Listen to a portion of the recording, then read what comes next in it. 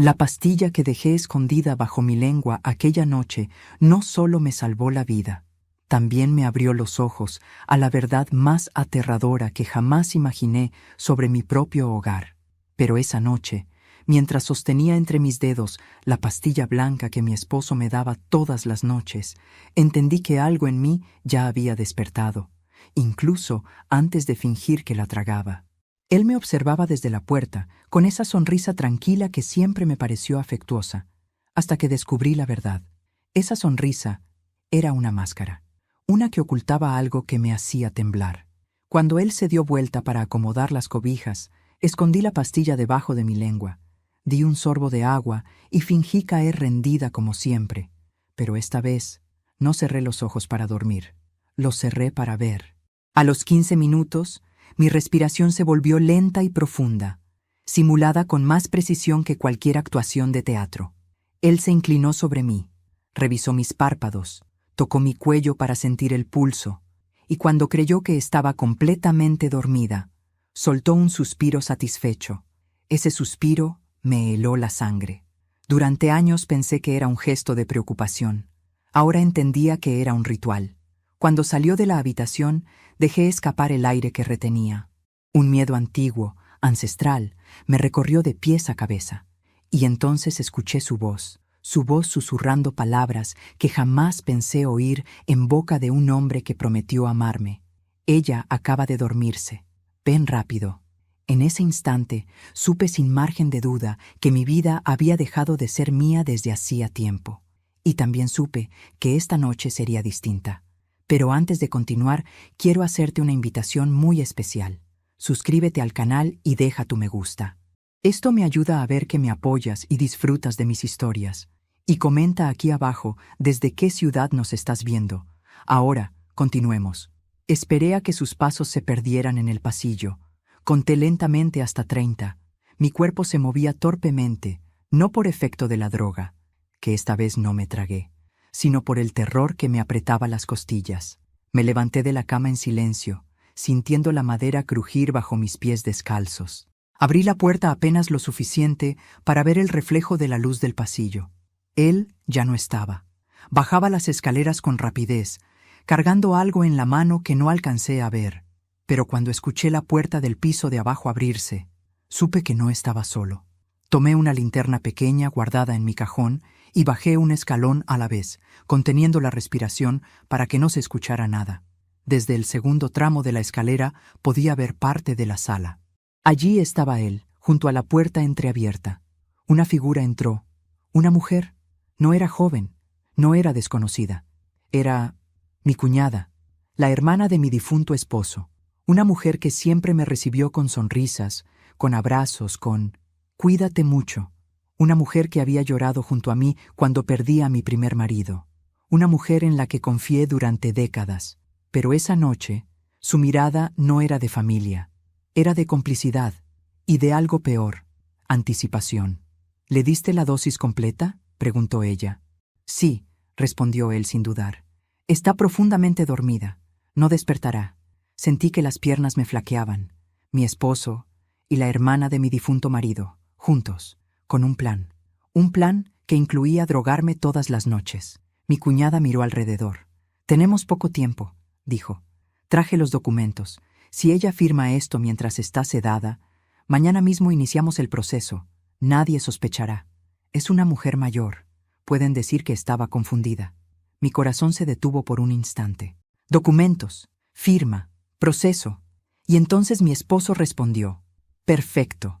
Esta casa y la cuenta de Manuel deben quedar a nuestros nombres cuanto antes. No podemos arriesgarnos a que ella cambie de idea. Mi marido muerto, su cuenta, mi casa, y una traición que llevaba años gestándose. Pero lo peor no era eso. Lo peor fue escuchar a mi cuñada decir: «Después de esto, no hará falta seguir con las pastillas.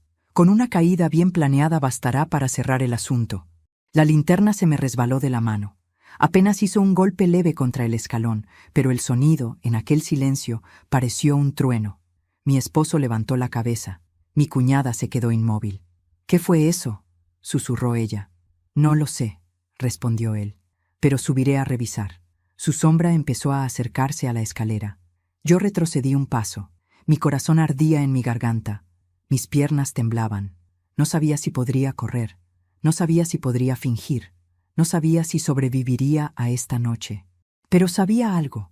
Había despertado, y esa sería mi única arma. Me quedé pegada a la pared del pasillo mientras escuchaba los pasos de mi esposo subiendo la escalera. Cada uno sonaba como un golpe sordo en mi pecho. Respiraba con dificultad, pero silenciosamente, como si mi cuerpo entendiera que un solo sonido podría sellar mi destino. Él avanzaba despacio, no con prisa, sino con calma, una calma que me heló. No subía buscando un ruido, sino buscando confirmación.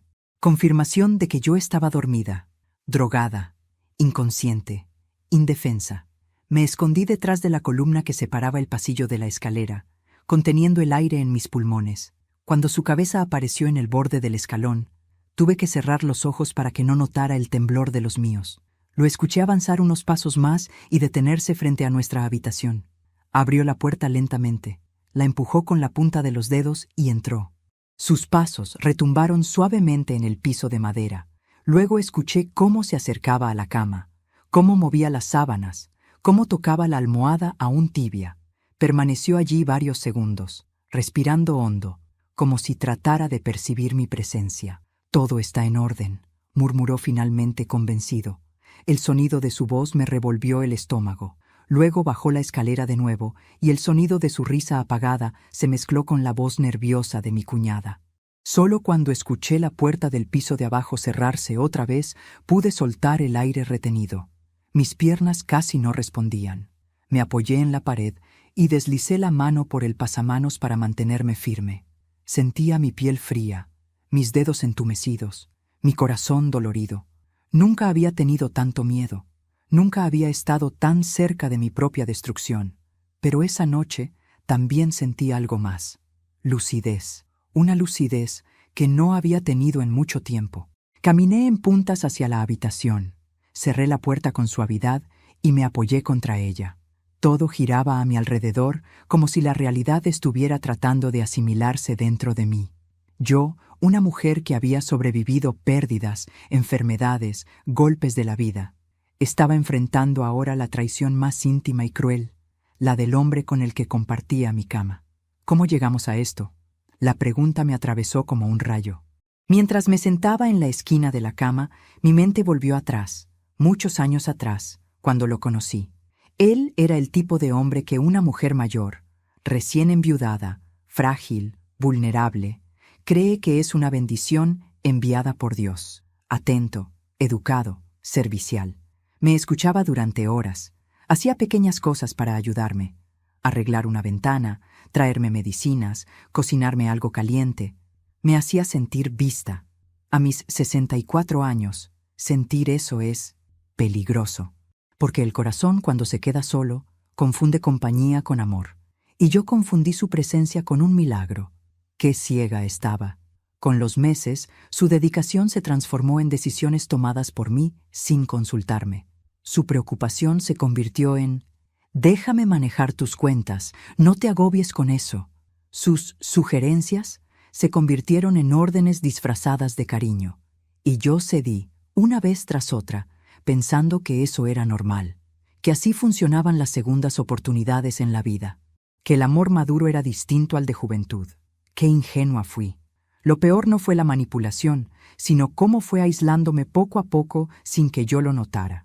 Me convenció de que mis amigas eran negativas, que mis hijos no entendían mi dolor, que mi cuñada, ironía cruel, era la única que realmente velaba por mí. Me rodeó de un círculo pequeño, controlado, donde cada palabra que escuchaba pasaba primero por él, y yo confié. Ahora, aquí, sentada en mi cama después de escucharlo planear mi desaparición, entendí algo que me hizo temblar. No se estaba aprovechando de mí por casualidad.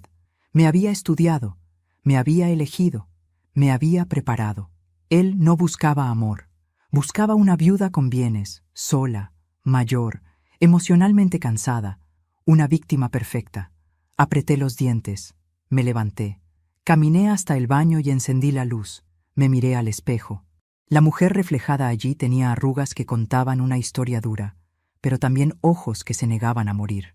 Por primera vez en mucho tiempo, no vi debilidad, vi fuego, vi furia, vi vida. No podía quedarme quieta, no podía esperar al amanecer. Tenía que saber más, tenía que entender qué habían estado tramando exactamente. Me arrodillé frente al cajón donde él guardaba los frascos de las pastillas. Tomé uno, lo abrí, vacié una en mi mano y la observé bajo la luz. No era una pastilla común. Tenía un olor químico, ligero, pero perceptible. Era un sedante fuerte, uno que, administrado todas las noches, podía destruir la memoria, la coordinación, incluso la voluntad. Me llevé la mano al pecho. Quería volverme débil, quería volverme torpe, quería volverme confundida, quería convertirme en la excusa perfecta. Cerré el frasco con rabia contenida y lo dejé donde estaba. Tenía que descubrir más pruebas, algo que los incriminara directamente, algo que pudiera salvarme si todo salía mal, algo que me permitiera sobrevivir a lo que venía. Abrí su armario, revisé bolsillos de camisas y chaquetas, revisé su escritorio, sus cajones, su maletín, y entonces lo encontré. Un sobre, sellado, con mi nombre escrito a mano. Sentí un temblor recorrerme. Lo abrí con cuidado. Dentro había documentos, copias de mi firma falsificada, formularios que autorizaban transferencias bancarias, solicitudes legales para modificar propiedades, y lo peor, un certificado médico que aseguraba que yo sufría de deterioro cognitivo. Yo no tenía ningún deterioro. Él estaba fabricando uno. Me llevé la mano a la boca para no gritar. Había construido una versión falsa de mí, una mujer torpe, enferma, incapaz, una mujer que necesitaba tutela, una mujer que sería descartada sin levantar sospechas. Me senté en el piso. Apreté los papeles contra mi pecho. Mi esposo había planeado todo, desde el principio, y yo iba a destruirlo. No dormí el resto de la noche. Ni siquiera me atreví a sentarme en la cama. Caminé por la habitación en silencio, con los documentos aún temblando entre mis manos. Cada palabra, cada firma falsificada, cada nota confirmaba lo que mi corazón ya sabía. Mi esposo llevaba meses preparándose para desaparecerme sin dejar rastro. Usaría el certificado médico falso, las pastillas, mi supuesta confusión y el testimonio de mi cuñada, que fingiría ser la única interesada en mi bienestar. Todo encajaba como un rompecabezas macabro. Cuando el cielo empezó a aclarar, tomé una decisión que jamás imaginé tener que tomar a mis 64 años. Descubrir la verdad completa sobre las pastillas. Si quería sobrevivir, necesitaba saber qué me había estado dando. Me puse un abrigo y salí de la casa en silencio, sin encender luces ni cerrar puertas de golpe. Me moví como una sombra, con la sensación constante de que él podía aparecer detrás de mí en cualquier momento. La farmacia local abría temprano, y su dueña, Clara, había sido compañera mía en la escuela hace más de 30 años. Confiaba en ella más que en cualquier médico cercano. Entré justo cuando levantaban la cortina de metal. Clara me miró sorprendida. «Mercedes, qué temprano. ¿Estás bien?» No supe qué decir. «Necesito que analices algo», respondí simplemente. Le entregué el frasco de pastillas. Clara lo tomó entre sus dedos y frunció el ceño. «¿Esto te lo recetó un médico?» «Mi esposo», dije, sintiendo vergüenza por esa frase. Clara abrió el frasco, tomó una pastilla, la examinó contra la luz. Luego tomó otra y la partió con una espátula pequeña. Cuando vio el polvillo rosado en el interior, su expresión cambió. «Mercedes, ¿cuánto tiempo llevas tomando esto?» «Meses», respondí, y cada vez me sentía más cansada, más torpe, más fuera de mí. Ella apoyó ambas manos en el mesón. «Esto no es un sedante común. Tiene triciclínicos y un compuesto que se usa para pacientes psiquiátricos severos. En dosis bajas pueden alterar el equilibrio, la memoria, los reflejos, pero en dosis continuas…» Me miró con un horror que jamás olvidaré. «Podrían hacerte parecer desorientada, confusa, como si tuvieras demencia temprana». Sentí que las piernas me fallaban. «Clara, él quería que yo pareciera enferma». Clara asintió lentamente. «Sí, es exactamente lo que buscaba. Si alguien hubiera pedido un examen cognitivo para ti, esta medicación lo habría arruinado todo». Me llevé las manos a la boca. Mis ojos se llenaron de lágrimas. No solo quería robarme, quería destruir mi identidad. Clara, aún impactada, tomó una muestra y dijo: «Puedo hacer un análisis completo, pero... Mercedes, escucha. Si él tiene acceso a medicamentos así, no está actuando solo. Esto no lo consigue cualquiera. Necesita contactos, médicos corruptos, farmacéuticos dispuestos o una red». La palabra red me hizo temblar. Mi estómago se hundió, pero antes de que pudiera responder, Clara añadió algo que me heló la piel. «De hecho, reconozco este sello en el frasco. Pertenece a una clínica privada. Y no es una clínica común. Mercedes, esa clínica ha estado involucrada en escándalos por certificados falsos y manipulaciones de pacientes mayores. Una clínica, documentos falsos, pastillas, mi esposo, todo estaba conectado». Tomé el frasco con manos temblorosas. «Gracias, Clara. Necesito irme». Ella me sujetó del brazo. «Mercedes, ten cuidado. Hombres que hacen esto no se detienen fácilmente». De regreso a casa, mi respiración era entrecortada. Sentía el peligro pegado a mi espalda como un animal hambriento. Cuando entré por la puerta principal, escuché ruido en la cocina. Mi corazón dio un salto, pero era él, moviéndose con normalidad, como si nada hubiese pasado.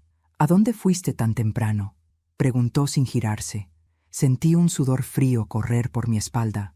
«A caminar», respondí. «¿Caminaste sin avisarme? Podrías haberte caído», dijo con tono de reproche. Ese hombre que me quería muerta, fingía preocuparse por mí. Me acerqué lentamente. «No te preocupes tanto», dije, imitando su tono cariñoso. «Estoy bien». Él se giró. Me miró fijamente. Sus ojos parecían tratar de leer mis pensamientos. «¿Tomaste tu pastilla anoche?», preguntó, escaneando mi rostro. Mi boca se secó. Claro, mentí. Y ahí lo vi. Una chispa de satisfacción, una sombra de triunfo.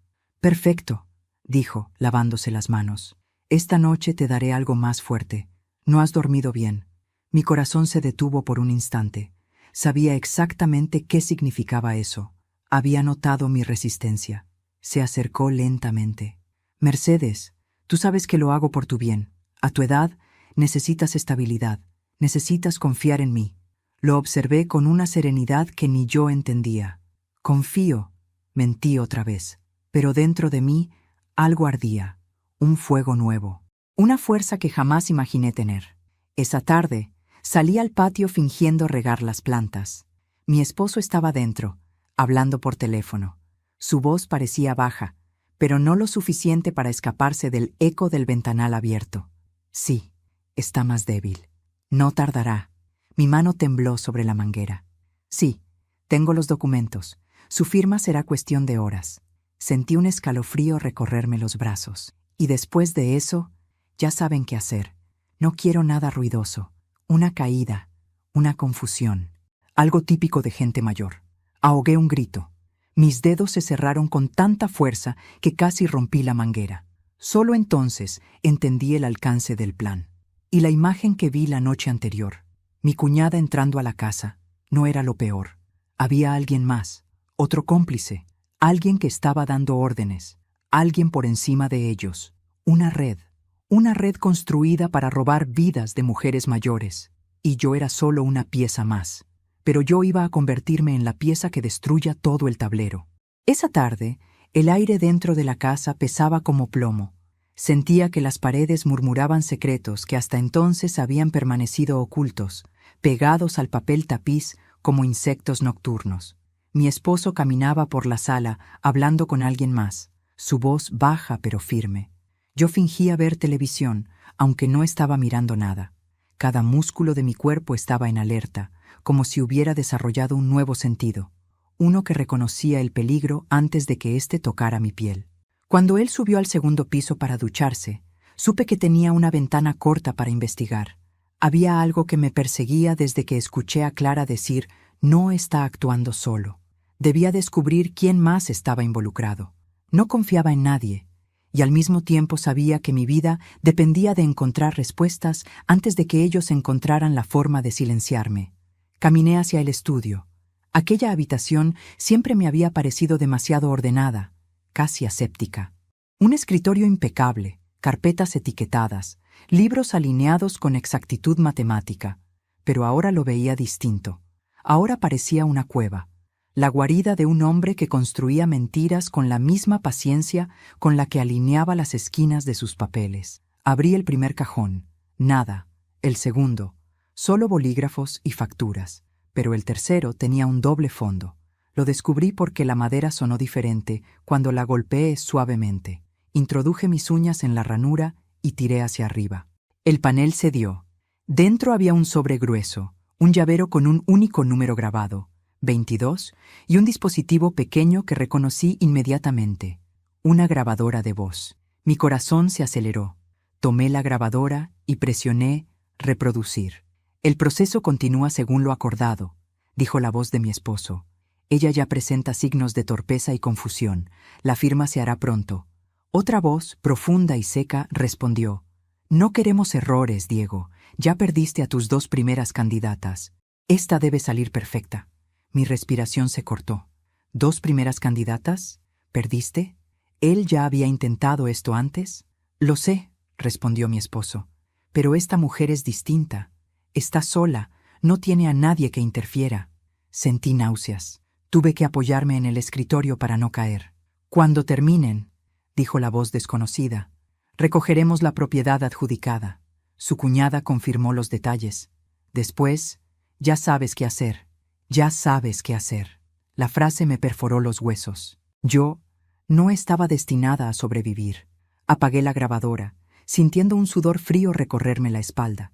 Guardé todo en su lugar con el máximo cuidado. Iba a tomar el sobre, pero me detuve. Si faltaba algo, él lo notaría. Y yo no podía dar un paso en falso.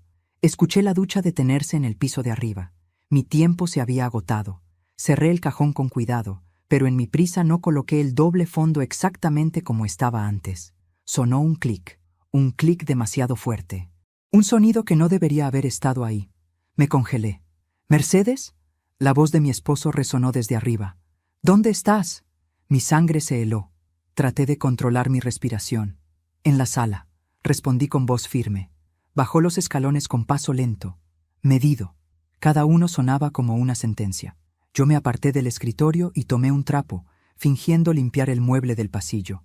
Él apareció en la puerta del estudio con una toalla alrededor del cuello. ¿Qué haces ahí?, preguntó, entornando los ojos. Limpiando, contesté sin apartar la mirada del polvo imaginario. Lo observé por el rabillo del ojo. Caminó hacia el escritorio. Mi corazón martillaba con tanta fuerza que pensé que él lo escucharía. Estaba a punto de abrir el cajón cuando su teléfono vibró en su bolsillo. Se detuvo. ¿Sí?, dijo contestando la llamada. No, aún no. Esta noche será mejor. Sí, lo haré yo. Se giró hacia mí. Voy a salir un momento. No tardes en tomar la pastilla. Hoy necesitas dormir bien. Lo observé marcharse. Su figura traspasó la puerta principal y el sonido del motor del auto se alejó calle abajo. Solo entonces pude respirar. Me desplomé en el sillón. Mi cuerpo temblaba. La adrenalina me había drenado. Pero ahora sabía lo que nunca imaginé. Él no era el monstruo mayor. Era solo un eslabón de una cadena mucho más grande. Quise llorar, pero ya no tenía lágrimas. Tenía algo más poderoso: claridad. Decidí revisar su teléfono antiguo, uno que había guardado como si fuera basura electrónica. Lo encontré en una caja del garaje. Para mi sorpresa, aún encendía. No tenía señal ni chip, pero sí tenía mensajes guardados. Mensajes que no había borrado del todo. Los nombres no estaban completos. Eran iniciales. C22MRAS. Pero los mensajes eran lo peor que había leído en mi vida. La paciente anterior no resistió. Necesitamos que la próxima esté más aislada. No olvides falsificar el historial clínico. Cuando firme, avisa. El comprador ya está listo. Comprador, paciente, falsificar. Y allí estaba, la pieza final del rompecabezas. Esto no era solo un plan personal de mi esposo. Era un negocio de apropiación de bienes de mujeres mayores. Una red que buscaba viudas solas, las sedaba, las declaraba incapaces y luego las eliminaba discretamente. Sentí una oleada de rabia quemar mi pecho. Mis manos se cerraron en puños. Durante años fui tratada como una pieza frágil, una mujer mayor, un estorbo sin valor, pues ahora esa mujer mayor estaba a punto de quemarles la red entera. Cerré el teléfono, respiré hondo, me puse de pie con una fuerza nueva, y entonces escuché un ruido afuera, un auto, el motor apagándose, pasos acercándose a la puerta, pero no era el auto de mi esposo, era uno más pesado, más lento, más decidido, y supe, sin necesidad de asomarme, que quien venía no venía a saludarme. Venía a rematar el trabajo que él no había terminado. El auto se detuvo justo frente a mi casa. Desde la ventana del estudio vi la silueta de un hombre bajar lentamente, como si no le preocupara ser visto. Su postura transmitía algo escalofriante: seguridad. Esa seguridad que tienen quienes saben perfectamente que nadie sospechará de ellos, que nadie los enfrentará, que nadie escapará de sus planes. Me alejé del ventanal sin hacer ruido y me escondí detrás de la cortina gruesa. El hombre miró hacia ambos lados de la calle, revisando que no hubiera vecinos curioseando. Luego acomodó su chaqueta, tocó la puerta de la guantera de su auto y sacó algo pequeño que no logré distinguir desde mi ángulo. Algo metálico, algo que hizo brillar la luz del sol en un destello que me heló. Golpeó la puerta con 3 golpes suaves. No dije una palabra. No di un paso. Esperé. Los golpes volvieron, esta vez más firmes. Me llevé una mano al pecho para contener el temblor de mi respiración. No podía abrir. No debía abrir. Una víctima hubiera abierto. Una mujer drogada, débil y desorientada habría obedecido los golpes sin pensar. Pero yo ya no era esa mujer. Me alejé despacio de la puerta principal. A los pocos segundos, escuché algo peor que los golpes. El sonido de una llave entrando en la cerradura. Le habían dado una copia. Mi esposo le había dado una copia. Ese hombre tenía acceso a mi casa. A mí. Corrí hacia la cocina sin hacer ruido y me escondí detrás de la isla central. La puerta se abrió lentamente. Escuché sus pasos entrar, silenciosos, como pasos de alguien acostumbrado a caminar en casas ajenas, sin ser escuchado. «Mercedes», llamó con un tono inquietantemente amable, como si buscara a una anciana confundida. No respondí, no respiré. «Sé que estás aquí. Diego dijo que no saldrías y que no despertarías tan pronto». Mi corazón golpeó con fuerza. El hombre caminó hacia la sala.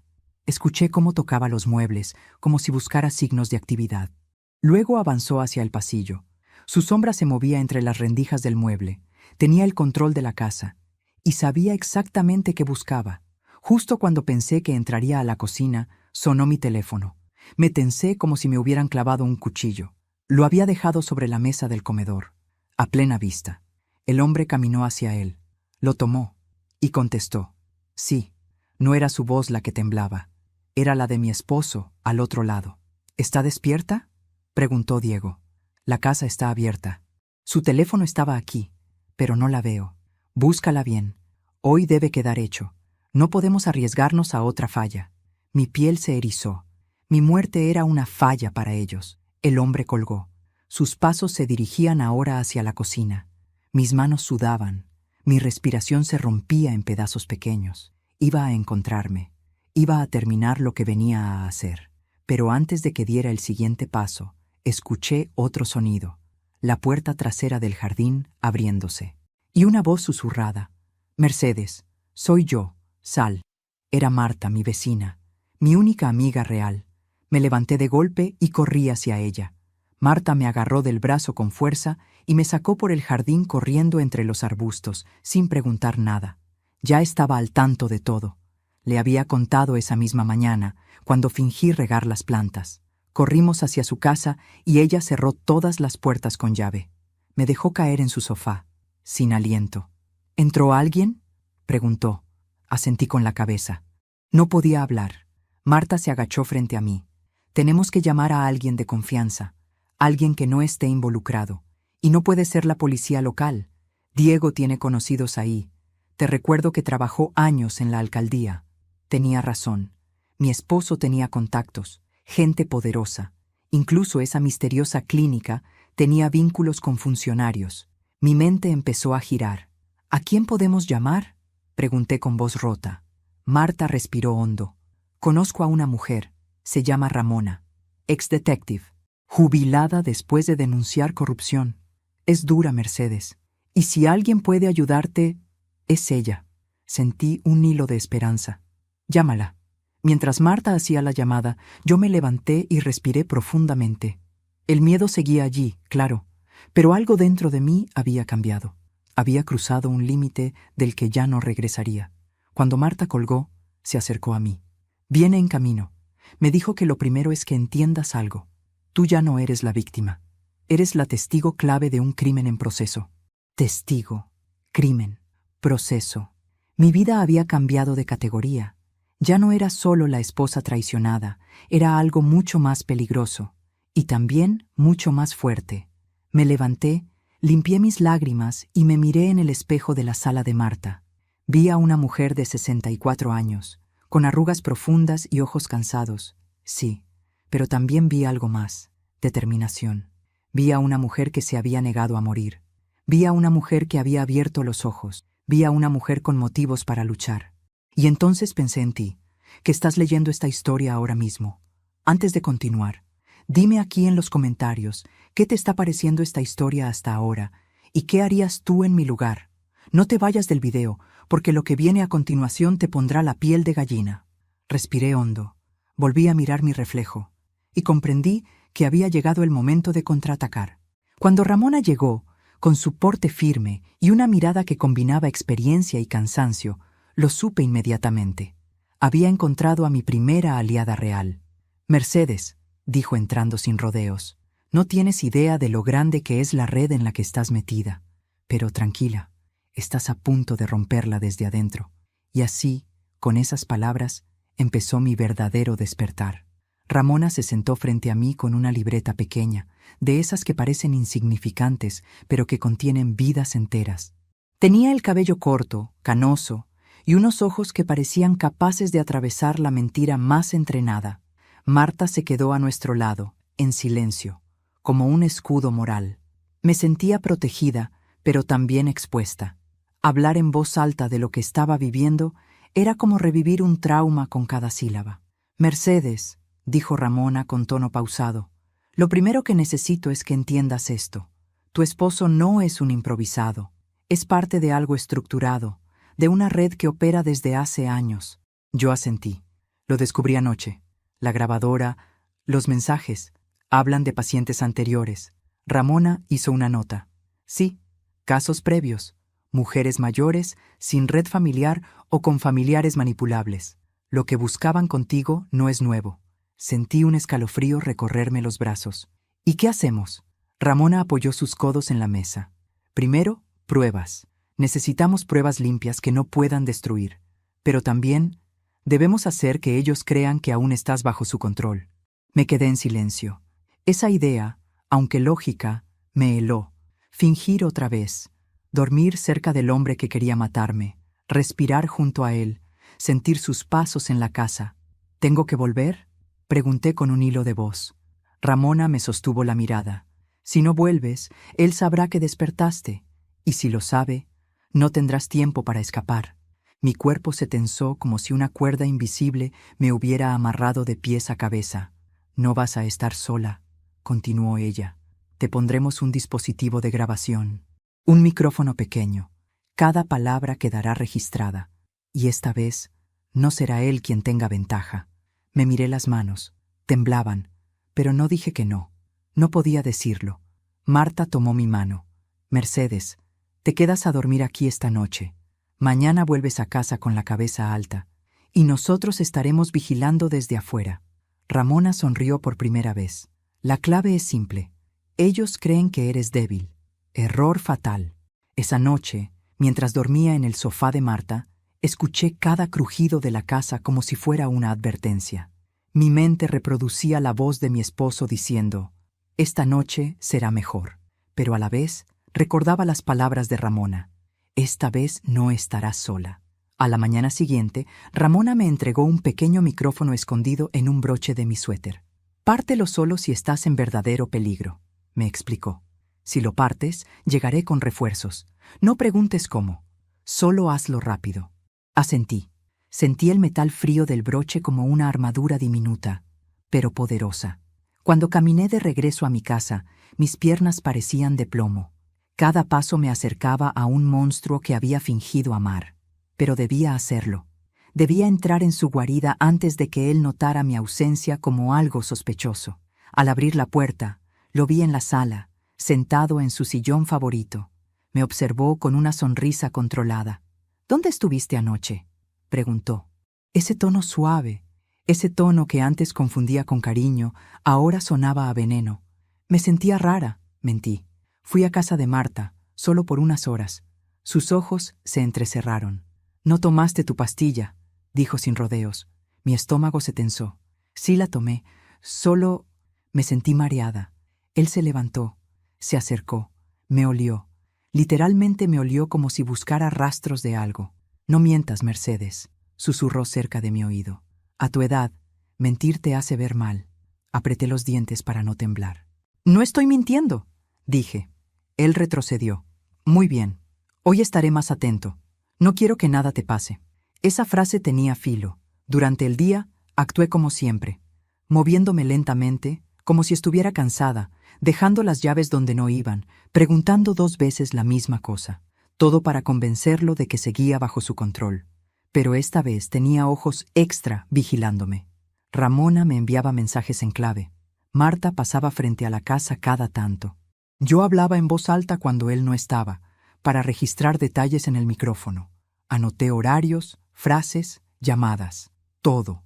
Necesitábamos que la red completa quedara expuesta. Mientras tanto, Diego parecía inquieto. Se acercaba a cada rato a preguntarme cómo estaba, si había tomado agua, si estaba cansada.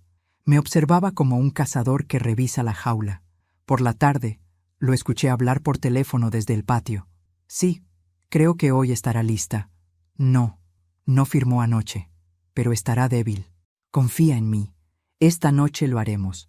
Esta noche». Mi mano fue directamente al broche, pero aún no. Ramona había sido clara, solo en peligro inminente. Y aunque el peligro era enorme, todavía no había dado el golpe final. Tenía que esperar. Tenía que soportar un poco más. Por la noche, Diego preparó té. Un té que nunca tomaba. Un té que él insistió en servirme. Lo puso frente a mí en la mesa. El vapor subía suavemente.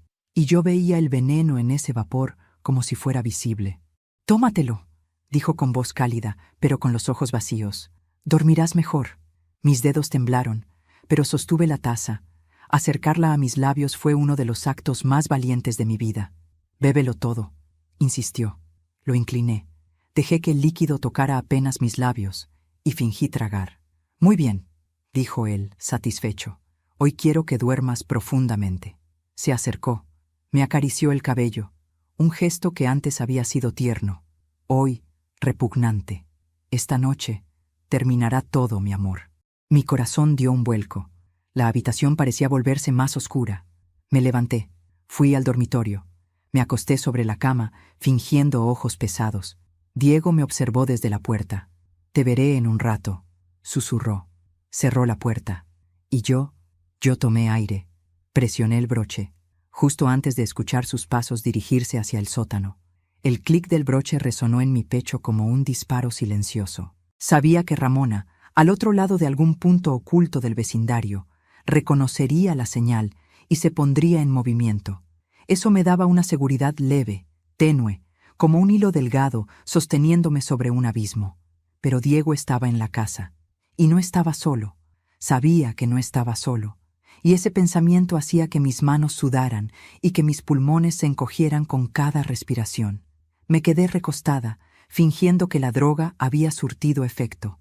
Me concentré en mantener los ojos semiabiertos, con esa pesadez falsa que él esperaba ver. No podía parpadear demasiado rápido. No podía moverme. No podía siquiera tragar saliva con naturalidad. Tenía que convertirme en la mujer que él había moldeado durante meses, esa mujer débil, torpe, dependiente y dopada. Los pasos de Diego resonaron desde abajo, en el sótano. Un sonido que nunca me había inquietado antes, pero que ahora era el anuncio de una noche que había sido diseñada para ser mi última. Escuché el ruido metálico de una caja abriéndose, el arrastre de algo pesado, una voz tenue filtrándose entre las sombras. No logré entender qué decía, pero reconocí el tono. Obediencia. Era la misma voz que escuché aquella noche en que fingí dormir. Esa voz no era de mi cuñada. Había otro hombre allí, otra pieza del rompecabezas, un cómplice más profundo. Alguien que operaba desde las sombras. Diego subió nuevamente. Caminó por el pasillo, su respiración acompasada, como quien prepara un acto meticuloso. Abrió la puerta de la habitación sin hacer ruido. Lo vi apenas con los ojos entrecerrados, su silueta alta, su postura relajada, la certeza absoluta de que yo estaba rendida a sus manos. Llevaba algo detrás de la espalda. No pude distinguir qué era, pero el brillo metálico que reflejaba la luz tenue me provocó una punzada en el estómago. Se acercó a la cama. Sentí su mano tocando mi frente. «Así está mejor», murmuró. «Finalmente te dormiste. No sabes cuánto necesitaba esto, Mercedes». Tragué saliva con un esfuerzo monumental para hacerlo parecer involuntario. Él sonrió. «Pobre, ya no razonas. Es mejor así. Siempre fuiste un estorbo para ti misma». Quise gritarle, quise incorporarme y escupirle en la cara toda la verdad. Pero no podía arruinarlo. No ahora. Cada palabra suya debía quedar registrada. Cada frase era una bala contra él y contra la red. «La firma será mañana», dijo, caminando hacia la puerta. «Y después, bueno, ya sabes, un tropiezo, un accidente tonto. Nadie se sorprenderá. Una mujer de tu edad, estas cosas pasan». Quise contener las lágrimas, pero el dolor emocional me atravesó como una lanza. No por lo que planeaba hacerme, sino por lo que había hecho de mí. Me convirtió en una sombra durante meses, y yo ni siquiera lo vi venir. Diego cerró la puerta. Sus pasos siguieron por el pasillo. Luego escuché otro sonido, la puerta del jardín abriéndose. Me levanté de inmediato. El corazón me golpeaba el pecho como si quisiera salir. Me acerqué a la ventana y vi dos sombras moviéndose en el césped. Diego y un hombre más. Un hombre robusto, vestido de negro, con los hombros anchos y la cabeza rapada. Hablaban en voz baja. «Hoy lo terminamos», dijo mi esposo. «¿Estás seguro de que la dosis fue suficiente?», preguntó el otro. «Sí. Está prácticamente inconsciente. No podrá resistir». Me aparté de la ventana antes de que alzaran la mirada. No podía seguir esperando. Sabía que Ramona ya venía, pero ellos estaban acelerando su plan, y yo necesitaba ganar tiempo. Tomé el frasco de pastillas que guardaba en mi mesa de noche y vertí varias en el lavabo, cerrando la llave para que corrieran por el desagüe. De inmediato me arrepentí. Si él notaba el frasco más liviano, sospecharía. Pero no tenía tiempo para pensar demasiado. Abrí el armario, tomé una manta y me cubrí los hombros mientras escuchaba nuevamente la puerta trasera cerrándose. Diego regresaba. Volví a la cama y fingí estar peor que antes. Respiración lenta, ojos a medio cerrar, cuerpo flojo. Al segundo exacto, Diego abrió la puerta. Su mirada me recorrió como un escáner. «Perfecto», susurró. «Así te quería». Se acercó con paso decidido y se sentó a mi lado. Olía a colonia, esa colonia que alguna vez fue sinónimo de seguridad para mí. Ahora era solo un recordatorio del peligro. «Mercedes», dijo con tono casi amable, «tienes que saber algo antes de dormirte por completo. No soy el malo en esta historia. Esto…» acarició mi brazo como si fuese una niña. «Esto es lo mejor para todos. Tú ya viviste lo que tenías que vivir. No te queda nada más». Mi rabia se encendió como un fogonazo, pero respiré lento. Tenía que seguir escuchándolo. «Tu casa será mejor aprovechada. Tus bienes también. Y tú…» sonrió. «Tú estarás tranquila. Sin dolor, sin confusión, sin miedo». Si él supiera que justamente esa noche era la primera en meses en la que yo no sentía miedo.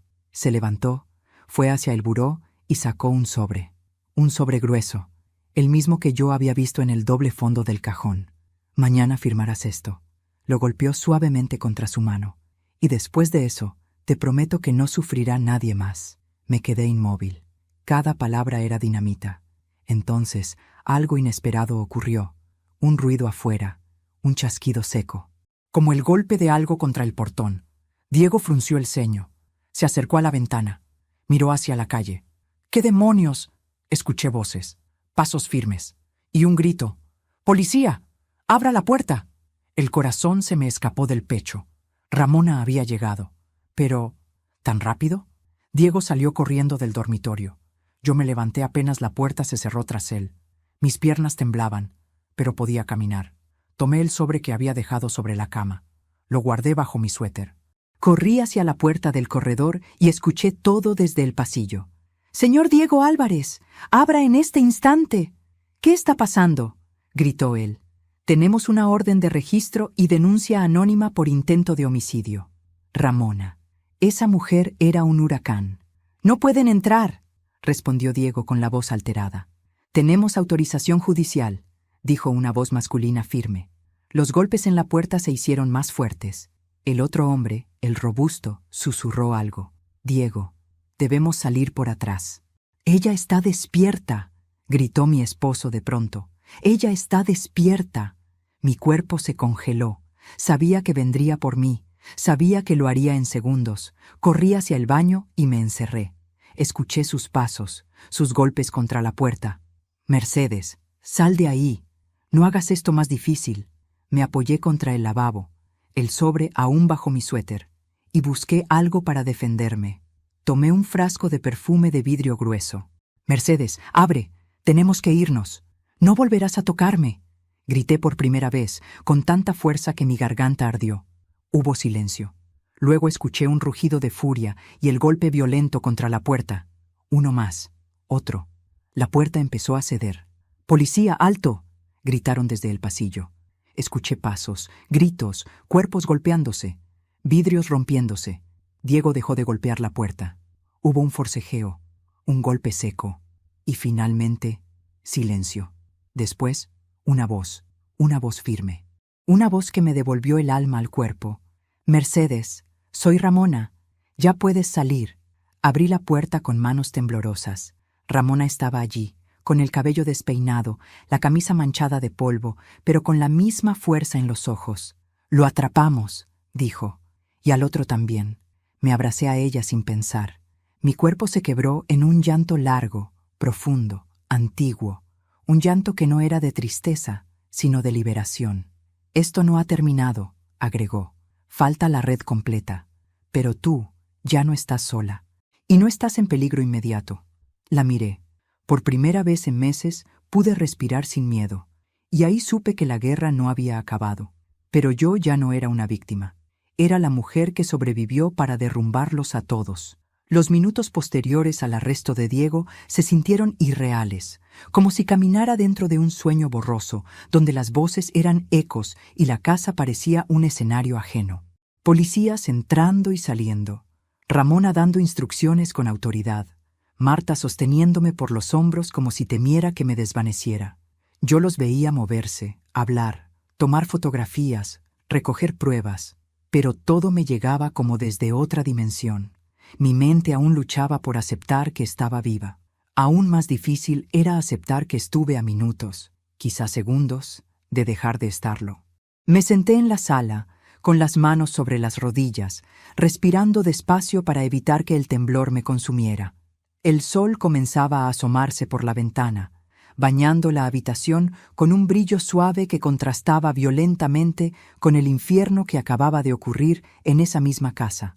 Ramona se acercó y se sentó frente a mí.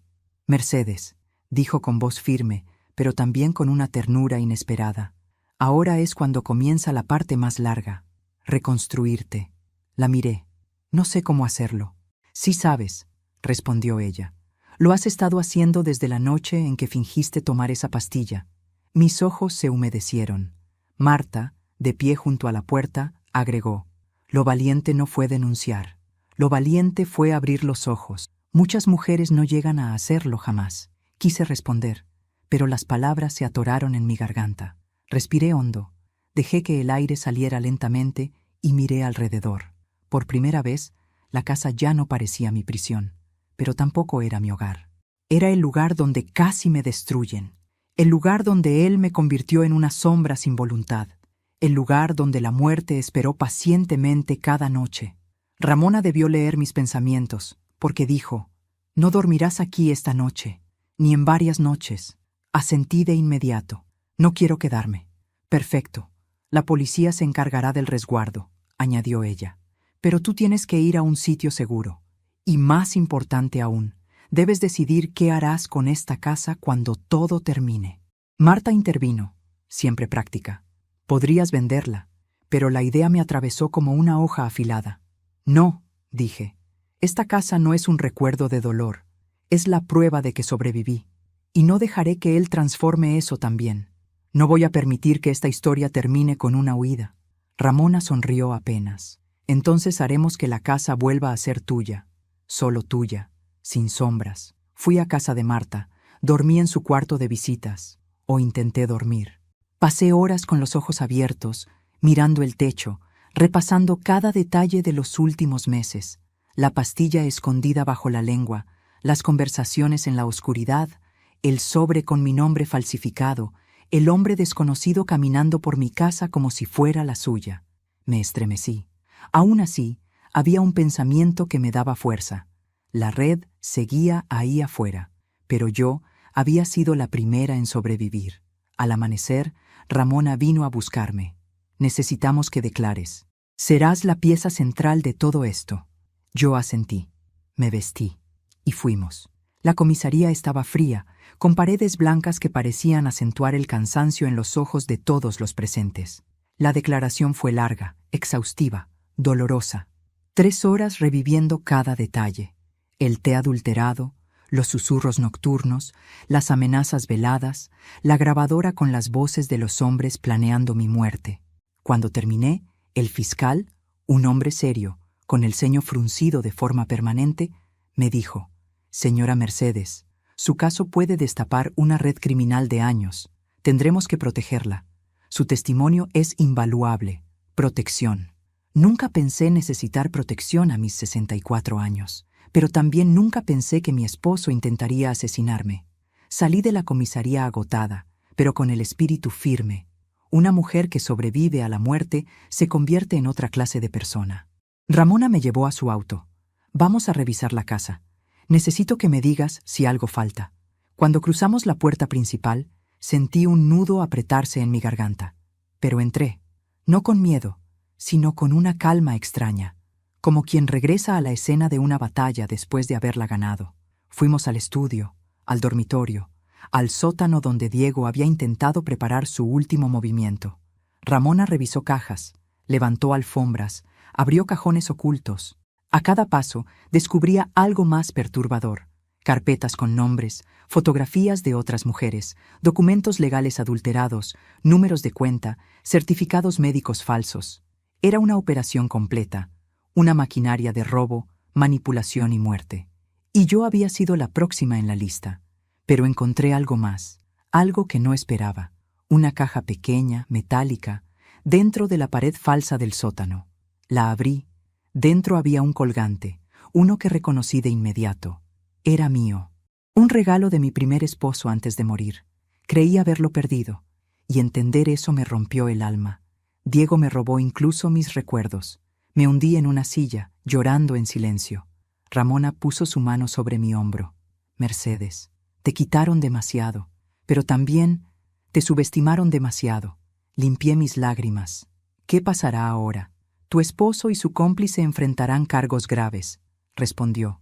«Pero aún falta otro hombre. Y la clínica. Y las mujeres anteriores, cuyas familias no sabían la verdad». «¿Y yo?», pregunté.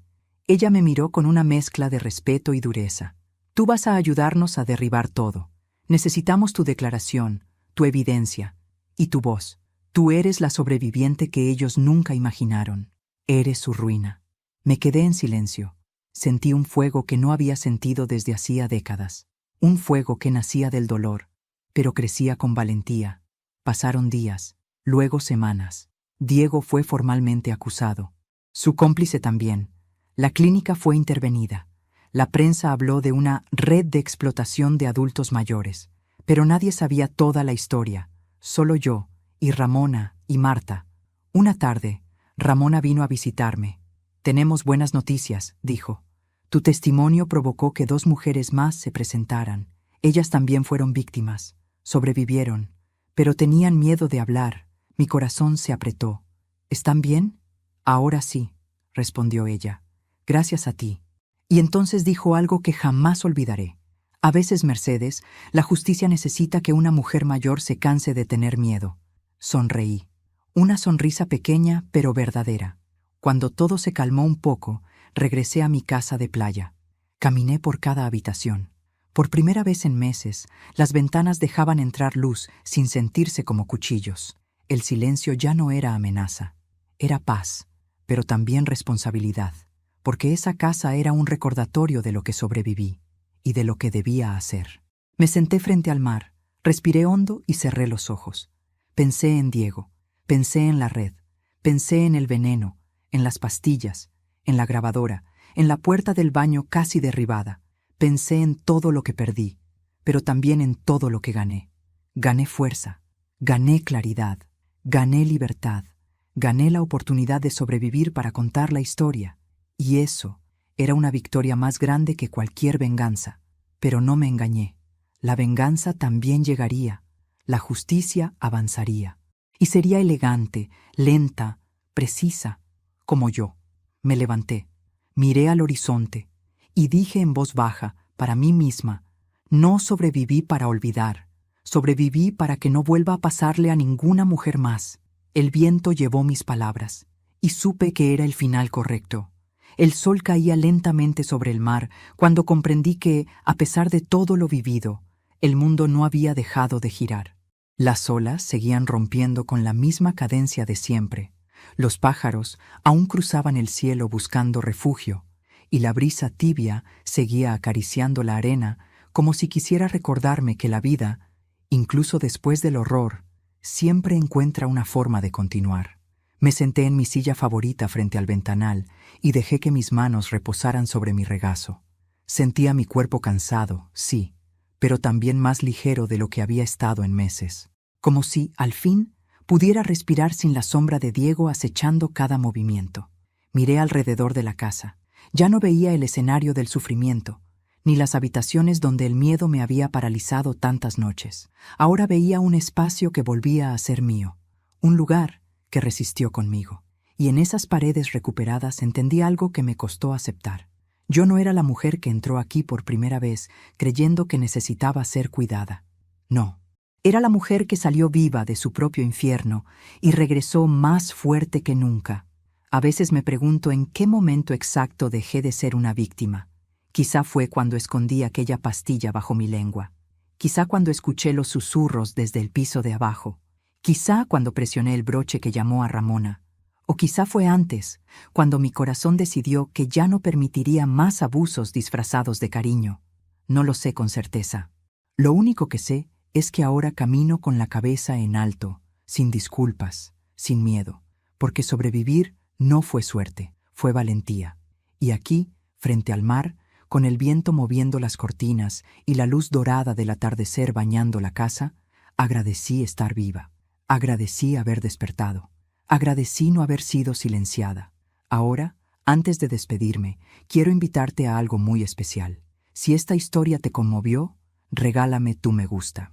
Me ayuda a ver que estás aquí, acompañándome en cada capítulo de estas historias llenas de dolor, valentía y renacimiento. Suscríbete al canal para no perderte las próximas narraciones. Cada historia trae un mensaje profundo, un giro inesperado y un corazón que late fuerte al final. Y cuéntame en los comentarios, ¿desde qué ciudad nos estás viendo? ¿Qué sentiste con este final? ¿Qué habrías hecho tú en mi lugar? Gracias por acompañarme hasta aquí, por escuchar, por sentir, por estar.